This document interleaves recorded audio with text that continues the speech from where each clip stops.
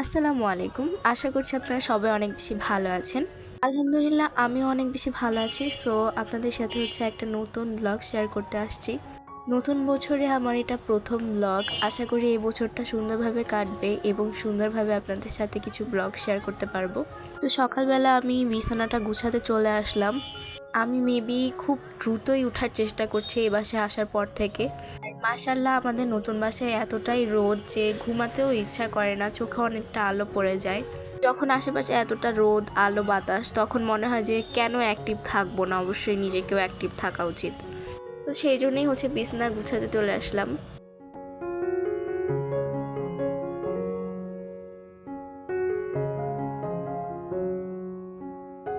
তারপর বিছানাটা গুছানো শেষ হয়ে গেল, তারপর নাস্তা করব। তবে এর আগেও অনেক কাজ ছিল, যেমন গাছে পানি দেয়া, তারপর আম্মুদের রুমের বিছানাটাও গুছানো। বাসাটা ৭ তলা হওয়াতে এতটাই আলো বাতাস আর এত বেশি সুন্দর ভিউ দেখা যায়, মানে মাশাআল্লাহ, জাস্ট আলহামদুলিল্লাহ।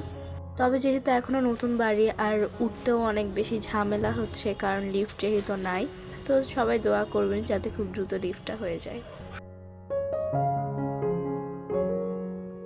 রুমে এসে আমি এখানে সবগুলো বারান্দা থেকে যেসব কাপড় চোপড়গুলো নিয়ে আসছিলাম, শুকিয়ে গেছে যেগুলো, ওগুলো ভাঁজ করতে বসে গিয়েছি।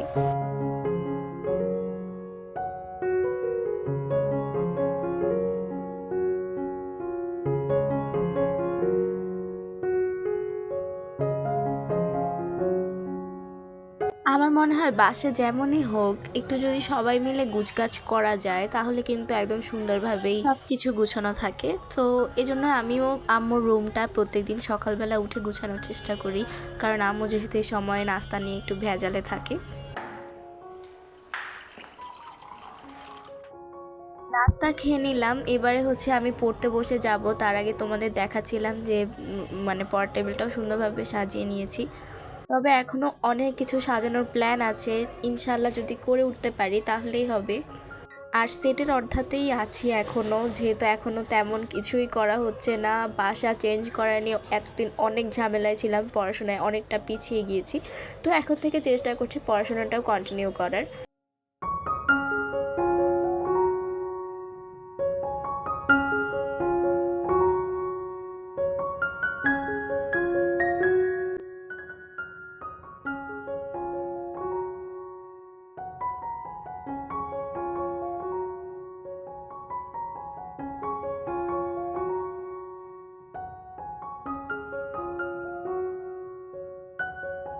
এই সময়টায় আমি বিজ্ঞান পড়তে বসছি। বিজ্ঞানের এই চার্টটা এত কঠিন আর নামগুলো এত কঠিন, এটাতে বেশ অনেকটা সময় দিতে হয়েছে।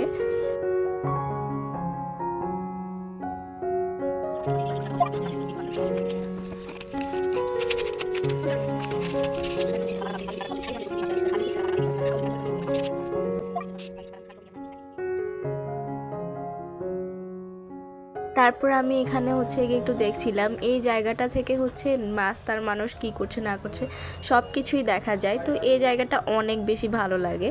আর সবচেয়ে সুন্দর বাতাস যেগুলো আছে ওগুলো কিন্তু এই জায়গাতে আসে। বলেন তো এটা কি? এটা অমলকির একটা জুস বানাচ্ছিলাম। জুস বললে ভুল হবে, জানি না কি বলবো। অমলকিকে একদম ব্লাইন্ড করে জুস বানিয়ে এটাকে ফ্রিজে রেখে দিয়েছিল। তো যখন ইচ্ছে হয় আমাদের, তখন আমরা এটা নিয়ে জাস্ট পানি দিয়ে গুলে খেয়ে নিই। এটা জুসই বলবো হয়তো, জানি না। তো এভাবে খেতে না বেশ ভালো লাগে, আপনারা ট্রাই করতে পারেন। যখন একটু টায়ার্ড ফিল করি পড়তে পড়তে, তখন এটা খেয়ে নিলে বেশ রিফ্রেশিং লাগে।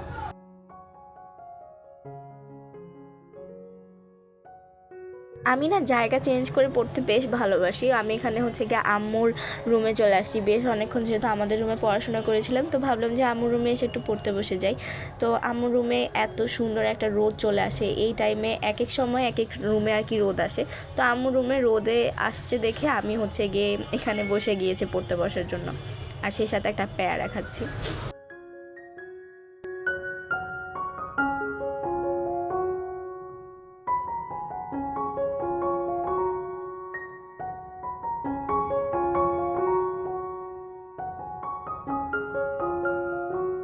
আর এটা হচ্ছে আমার আপুর ফেভারিট খাবার, মানে ভুট্টা সিদ্ধ অথবা ভুট্টা পোড়াই, যেভাবেই দিক না কেন আমাদের বেশ ভালো লাগে।